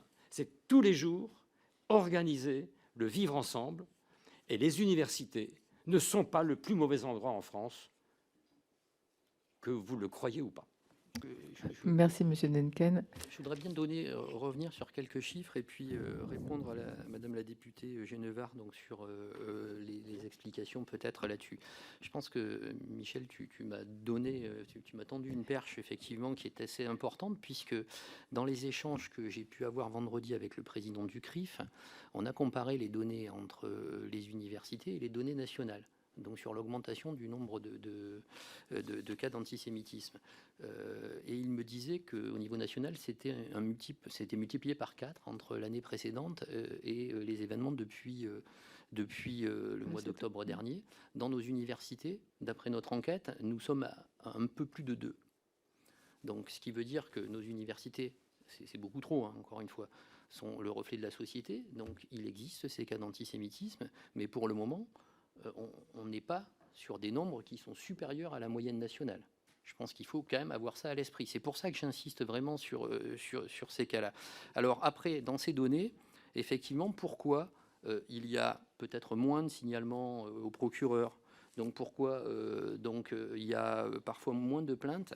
Nous sommes dans des processus où nous n'avons pas tout le temps les éléments pour pouvoir faire un signalement au procureur ou pour pouvoir déposer une plainte. Nous n'avons pas toujours connaissance dans une population étudiante des étudiants qui ont tenu des propos, par exemple, antisémites. Nous avons parfois des étudiants qui ne veulent pas porter plainte de façon individuelle, et quand ils veulent porter plainte de façon individuelle, nous les accompagnons, mais l'établissement ne se substitue pas du coup à l'étudiant. Donc ça fait partie des éléments importants. Donc c'est pour ça que nous avons des différences dans l'interprétation de ces chiffres, et c'est pour ça qu'il me semble important de poursuivre cette enquête, peut-être de façon plus scientifique, et d'analyser aussi ces débats de façon plus scientifique avec des chercheurs. Donc je crois que vraiment une des propositions, c'est aussi une meilleure connaissance de ce qui se passe dans nos universités, mais peut-être aussi plus largement dans la société, et utiliser aussi tout le potentiel de recherche de notre pays pour essayer d'apporter des éléments de réponse donc, aux politiques qui pourront s'en saisir et prendre les bonnes décisions. Merci, Monsieur Gelé. Monsieur Champanet, alors. Ouais, juste pour compléter ce qui vient d'être dit, on a effectivement beaucoup de signalements qui sont très mal formulés et qui souhaitent rester anonymes et qui sont inexploitables pour nous. Et surtout, on a une très mauvaise connaissance de ce qu'est la justice, de la différence entre la discipline et la justice. On est obligé de faire des explications pour ça. Quelqu'un a posé la question de savoir quel lien il y avait entre universités et grandes écoles. Sachez que déjà, on partage les mêmes outils, mais nos juristes sont aussi connectés entre eux et observent ce qui se passe chez les uns, chez les autres sur ces sujets-là. Et puis, dernier élément sur comment est-ce qu'on agit contre ces actes. Il y a un point dont on n'a pas parlé, c'est que la tolérance zéro, elle s'applique aussi à nos personnels. Et que donc, on dénonce aussi et on se bat contre le comportement de nos personnels, qu'ils soient enseignants, enseignants-chercheurs ou personnels administratifs et techniques, entre eux et dans leur relation avec les étudiants. Merci. Merci, Monsieur Champanet. Monsieur Duflot. Oui, sur ce sujet, effectivement, d'un ressenti différent par rapport à des chiffres. Sur ce sujet, comme sur d'autres, ce que l'on peut remarquer, c'est que dès qu'on est face à des différents types de discrimination, alors nous mettons en place des référents, nous mettons en place des cellules d'écoute, nous communiquons sur les dispositifs effectivement que nous mettons en place de façon à lutter contre ces discriminations, voire à punir ces discriminations. Ce que l'on peut remarquer tout de même dans nos écoles, c'est que nos étudiants ne s'en saisissent pas. C'est-à-dire que le vrai sujet pour nous aujourd'hui, c'est de faire en sorte que nos étudiants se saisissent de ces dispositifs, comme ce qui a été dit, pour nous faire remonter qu'il y a eu une discrimination, il y a eu pour le coup dans ce sujet un acte antisémite, des paroles ou des actes, de façon à pouvoir déclencher tout l'arsenal dont j'ai pu parler tout à l'heure. Et donc, il y a certainement un travail de confiance à avoir de notre part pour que ces étudiants et étudiantes puissent saisir la cellule d'écoute. Il y a également un travail de proximité qui est fait avec les associations, pour le coup, on en parlait, les associations étudiantes, puisque dans les écoles d'ingénieurs, on travaille, je dirais, il y a les représentations telles qu'on peut les avoir à l'université, on n'est pas sur le même mode, mais on travaille beaucoup avec des associations étudiantes, notamment avec les bureaux des élèves, les bureaux des sports, voilà, qui font office également de représentation. Et ce que l'on remarque, c'est que cette proximité, ces associations permettent un travail qui est cette fois-ci beaucoup plus fin, et le canal de communication s'ouvre finalement de manière beaucoup plus forte également. Et c'est souvent d'ailleurs par ce biais-là que nous avons des remontées qui nous permettent de faire des signalements aux procureurs et de lancer des procédures disciplinaires. Maintenant, je reviens sur ce qui a été dit, c'est que tant qu'on n'y a pas été confronté, la différence entre le disciplinaire et le judiciaire n'est pas simple forcément pour les établissements à comprendre, mais également il faut le faire comprendre aux personnes qui ont subi un préjudice. Et là, de nouveau, on est sur un travail de formalisation, sur un travail d'éducation, d'explication à toutes ces personnes pour de nouveau les convaincre d'aller finalement au bout du processus pour pouvoir porter plainte, pour que l'établissement puisse porter plainte également et lancer une procédure disciplinaire. Voilà. Merci, Monsieur Duflot. Nous allons passer à la suite des questions et nous commençons par Caroline Yadan. Pour 1 minute. Merci Madame la Présidente. L'attaque terroriste du 7 octobre, on l'a dit, et ses conséquences ont malheureusement contribué à accentuer l'existence d'un antisémitisme délétère au sein de nos établissements d'enseignement supérieur. Or, pour lutter contre l'antisémitisme, il faut l'identifier. Comme vous le savez, la haine des Juifs se nourrit aujourd'hui d'une construction langagière meurtrière, violente, de la calomnie et de la criminalisation de l'État d'Israël, dont la gauche extrême est effectivement devenue l'étendard. Or, cette haine s'exprime aujourd'hui ouvertement à l'université, dans des manifestations durant lesquelles sont scandés des slogans appelant à la destruction de l'État d'Israël, dans des appels au boycott pourtant illégal, sur des murs recouverts de tags, dans des conférences dont aucune ne respecte le principe du contradictoire et auxquelles sont conviées des personnalités sulfureuses qui estiment par exemple que le Hamas a mené une action de résistance légitime le 7 octobre dernier. Pour les étudiants juifs, tous affublés aujourd'hui du terme sioniste, qui est devenu une injure, se rendre en cours est désormais devenu extrêmement pénible, voire dans certains cas insurmontable. Vous avez cité un certain nombre d'actions que vous avez mises en place. Madame la députée, votre question, s'il vous plaît. Mais qui sont, selon toute vraisemblance, pas suffisantes pour lutter efficacement contre la haine des Juifs sous toutes ses formes. Quelles pistes d'amélioration envisagez-vous pour davantage d'efficacité? Je vous remercie. Merci, Madame la députée. Sophie Blanc. Merci Madame la Présidente. Messieurs les Présidents, nous ne pouvons que constater l'explosion des actes et des paroles antisémites dans nos universités. Des syndicats et des groupuscules d'étudiants se réunissent en reprenant les pires clichés des années 30. Ils interdisent l'entrée aux étudiants juifs comme sous le régime de Vichy, où les élèves juifs furent exclus des écoles de la République. Si l'université est bien le lieu de la libre pensée, elle ne doit pas devenir le lieu du dogme antisémite où l'on y enseignerait la haine du juif. Insidieusement, des groupes d'étudiants d'extrême gauche qui refusent de considérer le Hamas comme une organisation terroriste prennent en otage la pensée, les amphithéâtres et la sécurité des étudiants. Ces groupuscules très organisés semblent bénéficier de soutiens logistiques et financiers qui nous interrogent.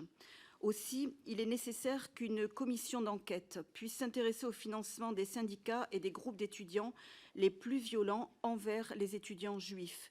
D'où vient l'argent? Y aurait-il des ingérences étrangères, etc. Je vous remercie. Merci, Madame la députée. Sylvain Maillard. Merci Madame la Présidente. Et je voudrais d'abord saluer cette audition et saluer les personnes qui sont venues nous y répondre. Honnêtement, je vais vous dire très sincèrement, une sorte de malaise. Je voudrais vous faire part des réflexions suite à ce que j'ai pu écouter. D'abord, rappeler qu'un Français de confession juive, c'est un Français. Et il n'a aucun compte à rendre sur la situation en Israël ou à Gaza. C'est un Français. Un étudiant n'est pas un citoyen en dehors des lois.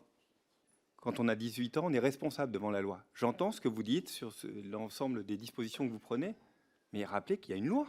Et la loi, elle s'applique à tous les Français. Et ils ont 18 ans ou plus, que vous soyez étudiant ou pas étudiant. L'antisémitisme n'est pas une opinion en France. L'antisionisme n'est pas une opinion en France. C'est un délit. 1 an d'emprisonnement, 45 000 € d'amende. Moi, je voudrais qu'on le rappelle. Et vous proposiez plein de solutions, et je vous en félicite, de mettre en place des cellules d'écoute. Et vous avez raison, il faut le faire. Mais à un moment, c'est juste rappeler la loi. Et moi, je vous invite, par exemple, à mettre un panneau dans l'ensemble de vos amphithéâtres en mettant « L'antisémitisme n'est pas une opinion, mais un délit en France et puni jusqu'à 1 an d'emprisonnement et 45 000 € d'amende. » À un moment, je pense que l'université ou les grandes écoles ne sont pas en dehors de la République et les opinions, vous avez raison, Madame la Présidente, je termine, les opinions s'arrêtent là où le délit commence. Merci, Monsieur le député. Céline Calvez. Merci Madame la Présidente. Merci messieurs d'avoir accepté de venir devant nous et de rappeler ce à quoi l'université, les grandes écoles a de fondamental dans notre société. Je ne ferai pas partie de celles et ceux qui jettent l'opprobre sur ce qui a fondé notre façon de penser. Et je pense, et j'invite aussi à la nuance à laquelle vous nous avez invités, pour ne pas grossir trop le trait. Même si ce trait, il est déjà en train de dépasser l'intolérable dans de nombreuses universités. Vous nous avez rappelé les chiffres de signalement, vous nous avez rappelé les chiffres de plaintes. Certes, peut-être que ça ne suit pas la tendance outrancière de notre pays, mais c'est déjà intéressant d'objectiver. Ce que ça ne permet pas d'objectiver, c'est le sentiment de peur. Et le sentiment de se sentir un peu seul face à ce que l'on peut vivre. Vous avez pu mettre en place des cellules. Je trouve qu'elles sont difficiles à pouvoir vraiment appeler. Et je voulais savoir dans quelle mesure vous alliez mettre en phase les témoins, la possibilité à ce que chacun, on n'est pas forcément victime, on n'est pas forcément agresseur, mais comment les témoins d'une situation, que ce soit l'antisémitisme ou du racisme, pour être capable d'intervenir au sein des établissements. Merci. Merci Madame la députée. Roger Chudeau. Merci Madame la Présidente. Messieurs les Présidents, comme le Président Maillard, j'éprouve une sorte de malaise à vous entendre. Vous voyez, j'ai l'impression, et Monsieur le Président Denneken le pardonnera, que vous êtes hors sol. car les chiffres que vous nous indiquez sont absolument ridicules, dérisoires. Manifestement, ils ne traduisent pas la réalité ni la vérité. Quand 91% des étudiants juifs en France déclarent avoir été victimes d'actes d'antisémitisme à l'université, je regrette, mais ça n'a aucun rapport avec les chiffres que vous citez. Et ça n'est pas un ressenti, Monsieur le Président. C'est pas un ressenti. Vous voyez, vous dites un ressenti. Non, il n'y a pas de ressenti. C'est de l'antisémitisme pur, à l'état pur. Donc, si vous voulez, je suis un petit peu gêné par votre prestation, je dois le dire. J'ai le sentiment que vous cherchez surtout, certaines manières, à ouvrir le parapluie, à dire que tout va à peu près bien, tout est sous contrôle. Rien n'est sous contrôle dans les campus. Moi, je prétends ici que l'antisémitisme y est devenu endémique. Je vous remercie. Merci, monsieur le député, mais je ne crois pas avoir entendu la même chose que vous, et il n'y a pas eu de minimisation de la part de nos interlocuteurs concernant ce qui se produit. Et enfin, en tout cas, moi, ce n'est pas ce que j'ai... Monsieur Christopher Weisberg. Merci Madame la Présidente. Une fois n'est pas coutume, je vais vous parler de ce qui se passe aux États-Unis, où on observe depuis un certain temps une dérive dans les milieux universitaires jusqu'alors inédite, notamment dans les établissements des Ivy Leagues. On a tous été marqués par l'audition des présidents de Harvard, de UPenn, du MIT devant le Congrès américain en décembre dernier. De cette audition, le monde entier a retenu une chose, et j'imagine que vous les avez suivis avec particulièrement d'intérêt, c'est l'incapacité, notamment des présidents des universités américaines, à trouver Pardon, excusez-moi, merci. L'incapacité des universités américaines à trouver un équilibre entre la garantie du freedom of speech et la protection des étudiants contre les discours de haine. Pourquoi je vous dis ça? Parce que longtemps pointé du doigt par les Américains, la France est pourtant aujourd'hui, paradoxalement, l'un des pays les mieux armés pour lutter contre l'antisémitisme. Et le président Maillard l'a parfaitement rappelé. L'antisémitisme est un délit. Et il se propage dans tous les espaces publics, et nous avons des armes pour y remédier, contrairement aux Américains. Et je voudrais vous poser une question, sans répéter ce qu'ont dit les autres, mais quand vous avez vu ce qui s'est passé aux États-Unis, il n'y a pas eu une vraie prise de conscience du côté des présidents qu'il fallait peut-être agir davantage et avec plus de rigueur sur le phénomène qui était en train d'arriver aux États-Unis? Merci. Merci, monsieur le député. Constance Le Grip. Merci Madame la Présidente, Messieurs les Présidents, merci de votre présence parmi nous ce soir. Je ne vais pas reprendre le terme de malaise qui a été émis par certains de mes collègues, mais néanmoins, je suis moi aussi un tout petit peu interloquée par le constat que vous faites qui semble à bien des égards être très éloigné de la réalité que nous percevons. Nous allons sur le terrain, nous sommes des députés, nous sommes élus dans des circonscriptions, nous avons des contacts réguliers avec nos établissements d'enseignement supérieur, nos universités, nos associations étudiantes. Donc nous sommes nous également, comme députés de la nation, régulièrement interpellés, et un certain nombre de chiffres, d'études transmises par des instituts de sondage, par des associations étudiantes, attestent quand même d'une réalité, d'une dangerosité tout à fait alarmante dans notre pays. Alors, il y a le réseau des référents antiracisme, antidiscrimination, antisémitisme, mis en place et réactivé récemment par la ministre de l'Enseignement supérieur et de la Recherche, mais dont nous déplorons qu'à certains égards, ils ne soient pas toujours assez visibles, assez identifiés, que les étudiants ne savent pas toujours les trouver. Est-ce qu'il y a d'autres mesures concrètes que vous pouvez faire? Est-ce qu'un observatoire, par exemple, que vous pourriez co-animer avec peut-être la puissance publique pourrait permettre d'avoir un diagnostic un peu plus fin et un peu plus utile? Merci, Madame la députée. Paul Vannier. Oui, monsieur, je vous ai posé une question sur la liberté académique. Vous n'y avez pas répondu, donc j'espère que dans ce deuxième tour de parole, vous aurez l'occasion de le faire. Je sais compter sur la vigilance de la présidente pour obtenir une réponse à la question de tous les parlementaires. J'en ai une seconde. Messieurs, n'avez-vous pas le sentiment, 3 ans après, de revivre, au fond, cette chasse à l'islamo-gauchisme, puisque certains d'entre vous ont repris ce terme qui vient de l'extrême droite dans cette salle, qui, moi, me fait penser au judéo-bolchevisme des années 1930, dans des contextes peut-être aussi dramatique. N'avez-vous pas l'impression de revivre donc cet épisode engagé par une précédente ministre de l'Enseignement supérieur, Madame Vidal, qui avait déclenché une enquête, disait-elle, au CNRS avant que celle-ci soit absolument abandonnée, et qu'il n'en reste qu'une chose, et que je sens dans cette audition, c'est l'opprobre pour les universitaires, pour les chercheurs de ce pays, puisque vous le sentez, messieurs, vous êtes vous aussi maintenant désormais pointé du doigt, attaqué et suspecté de tant de choses, alors que vous nous avez dit la façon dont vous essayez à juste titre, et c'est votre rôle de lutter contre l'antisémitisme et tous les racismes. Donc ne voyez-vous pas dans ce climat une redite de l'épisode de 2021 avec Madame Vidal? Merci, monsieur le député. Patricia Lemoine. Merci, Madame la Présidente. Ma question s'adresse en particulier à Michel Deneken. Je voudrais notamment revenir sur les incidents et l'agression dont ont été victimes en janvier dernier 3 étudiants de confession juive sur le campus de l'université. Ces jeunes ont été pris à partie alors qu'ils collaient des affiches pour la libération des otages. Et des hommes masqués sont arrivés, les ont mis au sol, les ont frappés en les qualifiant de sionistes, de fascistes sionistes. Les 3 victimes ont bien sûr déposé plainte pour violences aggravées et injures publiques.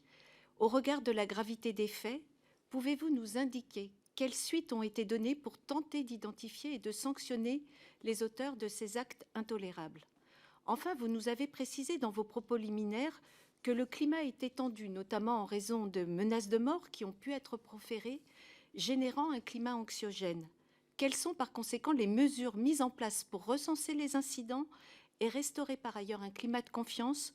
Le débat, nous le savons, est l'expression de notre démocratie, mais il doit aussi être prioritairement accompagné du respect d'autrui et des différences, quelles qu'elles soient. Je vous remercie. Merci, Madame la députée. Fanta Berrette. Madame la Présidente, Messieurs, merci pour votre présentation et les premiers éléments de réponse. Le réseau des référents racisme-antisémitisme dans les établissements d'enseignement supérieur et de recherche a été mis en place en 2015. Il vise à donner aux étudiants, enseignants et personnels de ces établissements des interlocuteurs vers qui s'adresser pour informer, prévenir et traiter l'antisémitisme et le racisme dans le milieu. Madame la députée, vous n'avez plus de micro. Si en 2019, le réseau comptait plus de 140 membres, force est de constater qu'il demeure encore peu connu pour la plupart des personnes au sein de ces établissements, ce qui peut constituer un frein à la bonne mise en œuvre de leur mission. Dans ce contexte, quelles pistes envisager pour renforcer la place de ces référents dans les universités et mieux les faire connaître, mais aussi, alors qu'ils remplissent un rôle de vigie, certes salutaire, la recrudescence des actes antisémitistes jusque dans nos campus impose également de renforcer leurs fonctions de prévention et de traitement telles que les actes. Quelle voie pourrait être préconisée dans ce sujet? Merci, Madame la députée. Philippe Frey. Merci Madame la Présidente. Depuis quelques années, les responsables associatifs étudiants reçoivent une formation visant à détecter et prévenir les actes liés aux violences sexistes et sexuelles. Cependant, beaucoup semblent encore peu sensibilisés au sujet des actes antisémites, alors même que les associations peuvent constituer les lieux privilégiés pour la multiplication de stéréotypes ou d'actes de ce type. Selon une enquête de l'IFOP commandée par l'Union des étudiants juifs de France et dévoilée par Le Parisien, 9 étudiants juifs sur 10 en France déclarent avoir été victimes d'un acte antisémite à l'université. Ces actes prennent la forme d'une remarque véhiculant des stéréotypes sur les juifs dans 89% des cas ou d'une blague soi-disant potache, y compris sur la Shoah dans 80% des cas, révèle le quotidien. Les agressions physiques à caractère antisémite sont dans 7% des cas. Alors que ces responsables associatifs constituent parfois, notamment dans les facultés les plus politisées, un maillon essentiel de transmission des idées et des comportements, ne faudrait-il pas également que leur soient dispensées des formations obligatoires de sensibilisation à la lutte contre l'antisémitisme? Je vous remercie. Merci, Monsieur le député. Anne Genté. Merci Madame la Présidente. Merci messieurs pour votre exposé. Je suis restée un tout petit peu sur ma faim car j'ai compris que vous aviez beaucoup de dispositifs existants et c'est très bien, mais j'ai pas compris en pratique très précisément comment ça s'appliquait. Je voulais justement donner pour illustration ce qui s'est passé le 12 mars dernier à Sciences Po, où il y a une étudiante de l'Union des étudiants juifs de France qui s'est vue refuser l'accès à un amphithéâtre qui a fait donc l'objet d'attaques verbales à caractère antisémite. Il semblerait que cet amphithéâtre ait été occupé par des étudiants. Ils ont occupé cet amphithéâtre sans autorisation, sans déclaration préalable. Ils avaient d'ailleurs rebaptisé à cette occasion l'amphithéâtre Gaza. Et des cours, du coup, je comprends, ont dû être annulés du fait de l'occupation de cet amphithéâtre. Alors, ma question est très simple, pour être très, très concrète. Non seulement, comment organisez-vous l'information des étudiants sur le fait que les propos à caractère antisémite sont un délit, comme le disait le président Maillard. Je pense que j'ai vraiment besoin de savoir comment vous pouvez les informer de cela. Et puis, s'agissant de cette situation particulière sur cet amphithéâtre, est-ce que des sanctions ont été prononcées contre l'occupation anormale et illégale même de cet amphithéâtre, et comment vous envisagez d'organiser vos universités, vos établissements, pour qu'une telle occupation illégale ne se reproduise pas. Merci. Merci, Madame la députée. Nous allons passer aux réponses, à moins qu'un député ou l'autre... Oui, parce que j'ai l'impression que je n'ai pas tout le monde inscrit sur ma liste, c'est pour ça. Donc, Fabienne Colbock. Merci Madame la Présidente. Messieurs, l'initiative de cette table ronde dédiée aux actes antisémites dans les établissements d'enseignement supérieur souligne l'urgence des défis sociétaux auxquels nous sommes confrontés. L'augmentation des actes antisémites est une réalité indéniable qui exige une réponse ferme et ne doit en aucun cas rester sans conséquences et sans réponse. Vous l'avez dit, les débats sont l'essence même des missions des universités. Alors pourquoi l'organisation de débats semble-t-elle si complexe, comme vous l'avez mentionné? Selon votre expérience, est-ce que les obstacles à de tels échanges sont plus prononcés aujourd'hui qu'ils ne l'ont été par le passé, ou bien sommes-nous face à une difficulté persistante à travers le temps? Et en regardant l'avenir, quel est votre niveau d'inquiétude et de réponse? Je vous remercie. Merci Madame la députée. Je regarde l'Assemblée.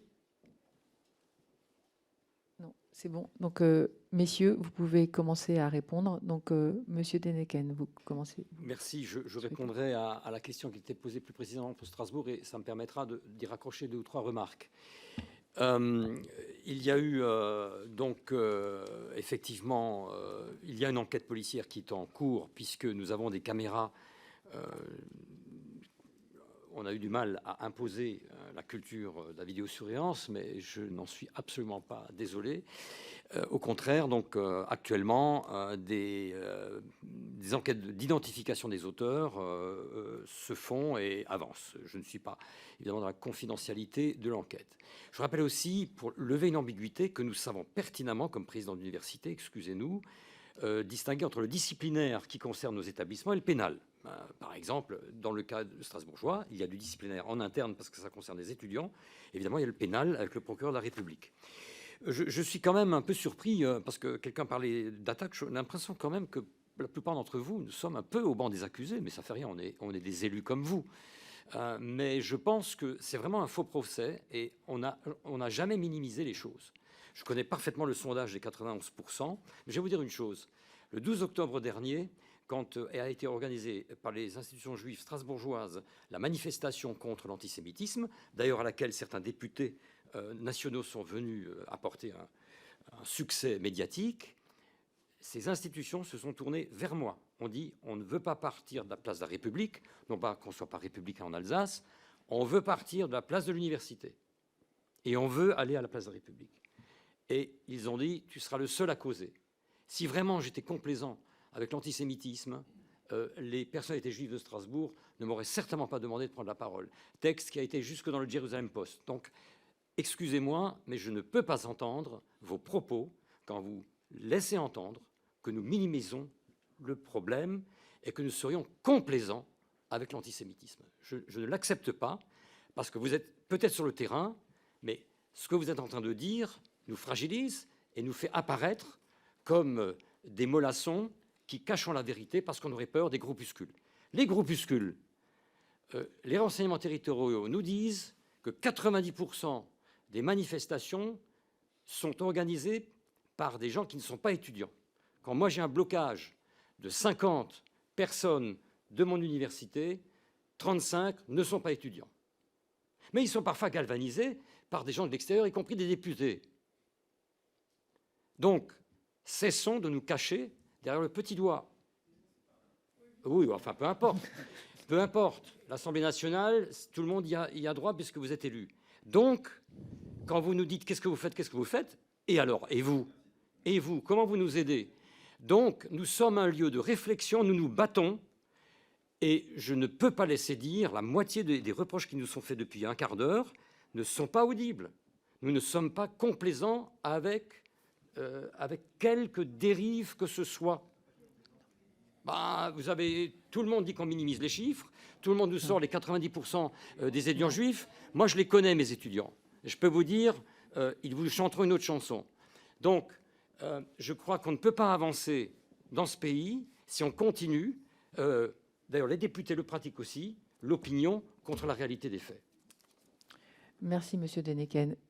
Moi, de la position d'où je suis, ce que j'ai entendu des uns et des autres, c'est surtout une prise de conscience des événements, et ce sur quoi vous nous alertez, c'est un manque de moyens pour avoir justement que les étudiants juifs qui se sentent en insécurité puissent avoir les moyens d'alerter et de pouvoir aller plus loin. Moi, c'est aussi ce que j'ai entendu ce soir. Donc, je ne pense pas que vous minimisiez, et c'est pas le cas, et ce n'était pas le sens des propos non plus de certains de mes collègues. Je pense que c'est aussi très important. Non, mais je pense que pour la bonne tenue des débats, moi, je suis un peu finalement, enfin, je dis pas extérieur, mais j'organise et j'entends, et j'entends bien que voilà, les uns et les autres, nous souhaitons trouver une convergence parce que les actes antisémites sont inacceptables, et ça a été très bien rappelé par les uns et les autres, et c'est punissable, et de prison, d'amende et tout cela. Mais on voit aussi que le dialogue sur un sujet aussi difficile n'est pas toujours forcément facile et fluide. Donc, je me permettais à ce moment-là de l'audition de refaire ces précisions. Monsieur Gelé. Oui, donc merci Madame la Présidente. Peut-être une réponse à la première question concernant notamment les étudiants. Ce que je voudrais dire, c'est que dans une université, il y a deux types d'activités. Il y a les activités académiques qui sont conduites dans le cadre des cursus, donc bien sûr, complètement encadrées par l'institution. Vous m'entendez pas, excusez-moi. Donc parfaitement encadrées par l'institution. Et puis, il y a la vie étudiante et la vie de campus, c'est-à-dire ce qui est aussi organisé par des associations étudiantes, ça peut être aussi d'autres types d'associations, mais qui sont des associations qui sont effectivement agréées par l'université. Et donc nous avons vraisemblablement effectivement à être plus vigilants maintenant sur un certain nombre d'événements organisés donc par ces associations. Je crois qu'il faut que nous travaillions avec elles. Encore une fois, je l'ai dit, il y a une convention qui lie l'université donc à ces associations et aux étudiants qui les président. Et globalement, avec la plupart des associations étudiantes, bien évidemment, donc les choses se passent bien. Il se trouve que parfois, effectivement, il y a des débats qui peuvent être des débats un peu vifs. Il peut y avoir aussi, à un moment donné, des polémiques ou des invités donc, qui peuvent laisser planer, on va dire, un doute quant à l'ordre public dans l'établissement.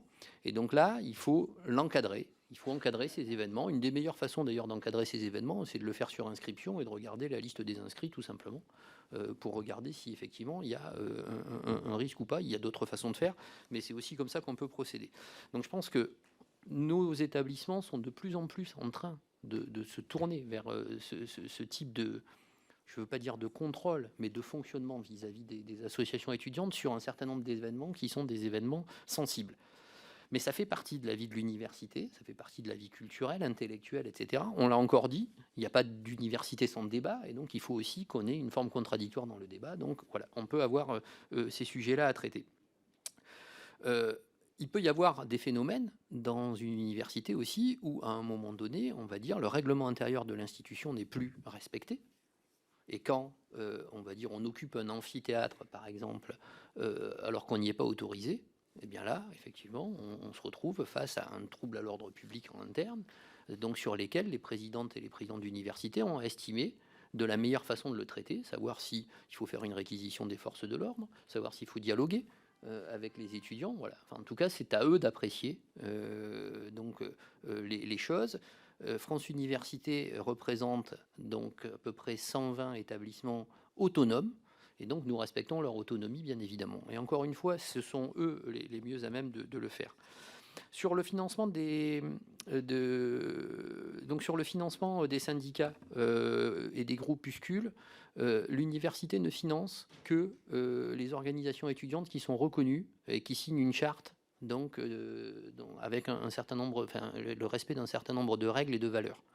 Donc il n'y a pas, par l'argent, on va dire public, qui est donné aux universités dans le cadre de la vie étudiante, de financement de groupuscules. Donc là-dessus, concernant les ingérences étrangères, ça je ne peux pas me prononcer. Encore une fois, mais je pense que nous avons des services de renseignement avec qui nous travaillons d'ailleurs très bien sur le terrain, donc qui sont à même de nous donner ces éléments, et bien évidemment les présidentes et les présidents d'universités et d'établissements d'enseignement supérieur donc réagiront. Monsieur le député, vous avez rappelé, et vous avez raison, que la loi s'applique à tout le monde, y compris à nos étudiants, et nous l'expliquons dans nos campus, bien évidemment, mais je pense que il faut, comme ça a été suggéré, peut-être aller un peu plus loin. Donc c'est ce que nous disions dans la sensibilisation, dans la communication. Il nous faut être clair avec les étudiants, donc, et leur rappeler les risques auxquels ils s'exposent, donc quand ils commettent des délits d'antisémitisme. Madame la députée Calvez, vous m'avez interrogé, ou vous nous avez interrogé sur le sentiment de peur d'un certain nombre d'étudiants et comment fonctionnent les cellules de signalement. Ces cellules de signalement fonctionnent aussi avec les témoignages. Et donc, bien évidemment, quand nous avons des témoignages sur un fait, que ce soit des violences sexistes ou sexuelles ou de l'antisémitisme, l'université, l'établissement déclenche une enquête administrative d'abord pour consolider un petit peu ces témoignages, invite les témoins à aller aussi en justice quand il s'agit d'un délit, bien évidemment, et en règle générale, saisissent aussi une procédure en interne disciplinaire. C'est-à-dire qu'il peut y avoir évidemment une procédure judiciaire, mais il y a aussi le déclenchement d'une procédure disciplinaire. Mais je voulais vous rassurer, bien évidemment, les témoignages sont pris en compte. Et c'est extrêmement important parce que nous savons que parfois la parole des victimes, malheureusement, n'est pas possible. Donc, selon les contextes, et donc voilà, nous les prenons en compte. Donc nous avez interrogé aussi sur les libertés académiques et sur Sciences Po. Concernant Sciences Po, la présidente de la FNSP, Laurence Bertrand d'Orléac, s'est exprimée devant la commission des affaires culturelles du Sénat mercredi dernier. Je ne veux pas répondre à sa place. Sciences Po est membre de France Université, et membre de la CGE aussi, cher Laurent. Nous respectons l'autonomie de nos établissements, et donc, bien évidemment, je me garderai de répondre à sa place là-dessus. Mais je vais répondre après sur les libertés académiques, rassurez-vous. Donc, ce que je sais, c'est qu'en tout cas, la réaction de l'établissement, elle l'a dit elle-même, un signalement au procureur a été réalisé par l'établissement. Donc voilà, en tout cas, il y a une réaction de l'établissement. Concernant la liberté académique, je pense que dans l'affaire de Sciences Po, la liberté académique a été assez malmenée. La liberté académique s'applique aux enseignants-chercheurs et par extension aux chercheurs. C'est la liberté en fait d'enseigner de la façon dont ils veulent et d'effectuer des recherches donc sur les sujets qu'ils souhaitent, sans entrave. C'est cette liberté-là. Elle ne s'applique pas, bien sûr, aux étudiants d'un établissement, ni à l'institution elle-même. Je pense que dans l'affaire de Sciences Po, donc il s'agit plutôt du respect du principe d'indépendance d'un établissement ou de son autonomie. Là-dessus, je veux juste quand même souligner que le cas dont vous m'avez parlé et la présence de membres du gouvernement dans un conseil d'administration était celui de la FNSP, qui est une fondation de droit privé et qui n'est pas le conseil d'administration de l'établissement d'enseignement supérieur Sciences Po. Je pense avoir déjà répondu sur la façon dont on pouvait peut-être affiner notre regard de scientifique sur ces questions-là. Donc, encore une fois, France Université a contribué à la création, aux côtés de l'université Gustave Eiffel, donc de l'Observatoire Ondes donc, qui est un observatoire sur les discriminations. Et donc, bien évidemment, nous allons continuer à épauler cet observatoire. Et il me semble qu'il serait important qu'il soit saisi sur des sujets comme celui dont nous parlons aujourd'hui. Concernant l'enquête qui a été faite par France Université, elle a été réalisée par France Université uniquement auprès des présidents d'université. Les données que nous avons ont été partagées, notamment, encore une fois, avec le CRIF lors de notre rencontre vendredi dernier. Ces données ne les ont pas interpellés. Je suis sincère quand je vous réponds. Nous avons eu 1 heure de réunion, nous avons regardé l'ensemble de ces données. Donc, ça ne les a pas interpellés donc, par rapport au nombre que nous remontions. Nous pouvons nous tromper, mais voilà, si nous nous trompons, ce n'est pas pour cacher une vérité sous-jacente. Non, c'est voilà. Mais je vous invite à peut-être vous rapprocher d'eux et les analyser avec leur regard. Donc, concernant les associatifs qui sont formés à la lutte contre les violences sexistes et sexuelles, je pense que effectivement, ce que nous avons fait contre les violences sexistes et sexuelles dans nos établissements doit peut-être être pris en exemple et doit maintenant être généralisé donc aux questions d'antisémitisme, de racisme et de lutte contre toutes les discriminations. Merci, Monsieur Jolet. Est-ce que l'un ou l'autre veut compléter? Oui, Monsieur Duflot. Oui, sur une question posée, comment on pratique, comment est-ce que l'on fait finalement, peut-être vous dire que, en tout cas au périmètre des écoles qui sont à la CDFI, c'est qu'il y a un travail qui est fait en proximité avec toutes les associations étudiantes qui sont, je dirais, de ce que je peux savoir, c'est que je dirais, tout événement qui est organisé dans une école d'ingénieurs va être organisé par une association. Je n'ai pas de connaissance de personnes comme ça qui, n'étant pas dans une association, va organiser une conférence, des échanges ou quelque chose. Et donc, la cheville ouvrière de tous ces événements, ce sont les associations étudiantes avec lesquelles les directions d'établissement travaillent véritablement en proximité très, très tôt. Elles travaillent en proximité très tôt depuis, je dirais, 15 ou 20 ans, je dirais à un moment donné, où sont apparus le phénomène des bizutages, finalement, où il a fallu sensibiliser ces présidents d'associations, ces équipes d'associations, que oui, elles ne sont pas en dehors du droit et qu'il y a des conséquences à ce que l'on fait. Et ce phénomène-là d'accompagnement, finalement, et de formation des associations étudiantes, c'est quelque chose qui a pris de plus en plus d'ampleur, qui s'est élargi dans nos écoles. Et aujourd'hui, dans les écoles d'ingénieurs, lorsque les présidents, les bureaux des associations sont nommés, l'accompagnement fait que l'établissement va fournir des formations à ces présidents, à ces bureaux d'associations, pour bien leur expliquer non seulement comment ils vont devoir parfaitement prendre en charge leur rôle, mais peut-être et surtout qu'en étant présents dans l'association ou dans un bureau d'association, ils avaient désormais une responsabilité légale, une responsabilité pénale sur ce qu'ils allaient faire, et qu'ils devaient maintenant analyser tout ce qu'ils allaient faire à cet aune-là. Ils ne sont plus des étudiants pour lesquels, voilà, c'est une manip que l'on va faire qui ne marche pas. Non, ils ont un rôle dans la société, ils sont responsables de ce qu'ils vont faire. Et ça, c'est quelque chose auquel on les forme. Maintenant, ça n'empêche pas effectivement malheureusement les dérives que l'on peut avoir. Ces mêmes associations peuvent nous remonter, ou via les cellules, un certain nombre d'événements, d'actes antisémites, VSS, racisme.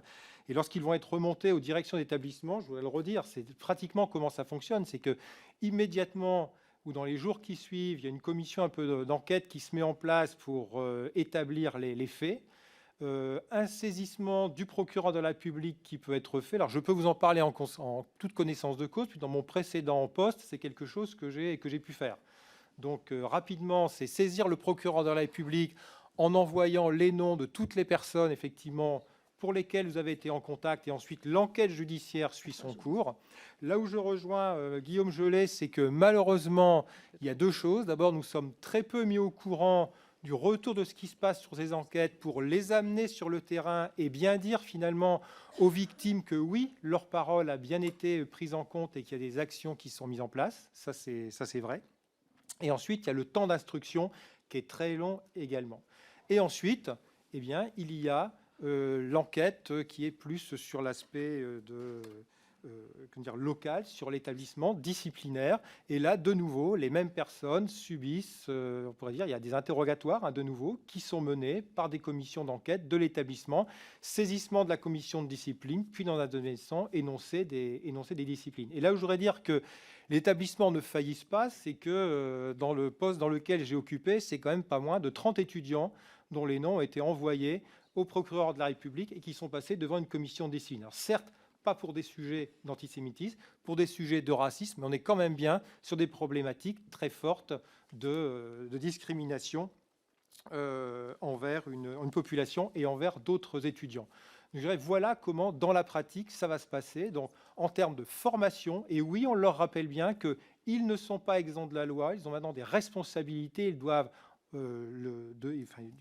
devant la justice, finalement, pourra juger ce qu'ils vont faire, et elle le fera. Et ensuite, lorsque nous avons des actes qui nous remontent, eh bien, je dirais, le bras ne saisit pas. Le sujet, effectivement, là où on pourrait s'améliorer et où nous sommes confrontés, c'est que, effectivement, il y a certainement trop peu de situations où les situations ne nous remontent pas suffisamment pour que nous puissions nous en emparer véritablement. Mais les dispositifs existent bien.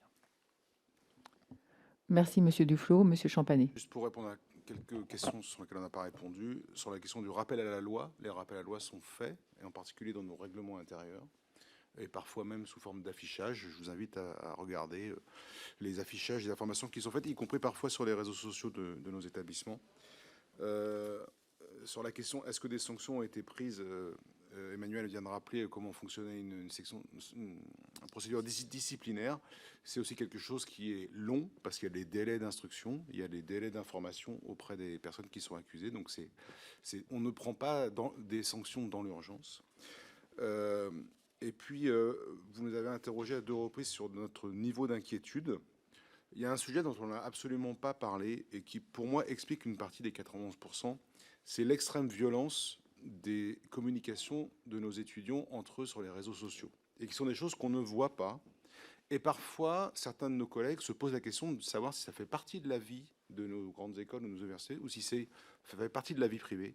Je pense qu'on a tous tendance à penser que ça fait partie de la vie de nos établissements, et quand on nous donne ce type de communication, on lance des enquêtes et on fait des procédures disciplinaires. Mais je vous garantis qu'on a des jeunes qui ont une habitude de violence extrême dans leur communication sur des sujets futiles quand ils sont jeunes, et qui deviennent toujours aussi violentes sur des sujets d'importance comme ceux dont on parle ce soir.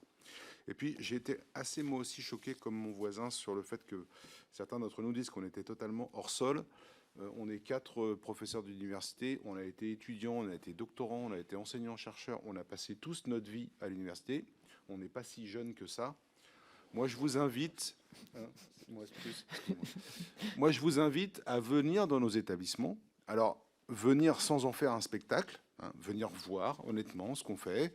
On a tous des rendez-vous parfois avec vous dans ces murs. Je pense qu'on pourrait les faire un peu plus souvent dans nos établissements, et vous verrez de ce qu'est la réalité, de ce qu'on vit, de ce que vivent nos étudiants sur le terrain, comme on le vit nous. Merci. Merci, Monsieur Champanet. Donc, moi, je remercie mes collègues, et je vous remercie parce que je trouve que les débats se sont bien tenus, et sur un sujet aussi sensible, certains pouvaient émettre des craintes. Et en tout cas, moi, je pense en fait que mes collègues et moi-même avons saisi, comme vous aussi, l'urgence de la lutte contre ces actes antisémites, mais nous avons bien compris aussi que vous aviez besoin sûrement de plus d'outils, de meilleures remontées, et une plus grande coordination, et qu'il y ait des passerelles qui soient plus faciles à faire entre les uns et les autres, pour que justement nos étudiants puissent se sentir bien, libres et heureux dans les universités et dans les grandes écoles, et qu'ils puissent aller étudier de façon sereine. Et en tout cas, nous avons constaté votre engagement, mais nous avons aussi constaté les manques que vous nous avez exprimé, que vous nous avez expliqué. Donc, nous verrons, nous, la représentation nationale, à vous accompagner pour que les actes antisémites dans les établissements d'enseignement supérieur ne soient plus. Je pense que c'est extrêmement important. Et comme toute autre acte répréhensible. Et en tout cas, sachez que nous serons à vos côtés et surtout aux côtés des étudiants pour qu'ils puissent étudier sereinement. Je vous remercie.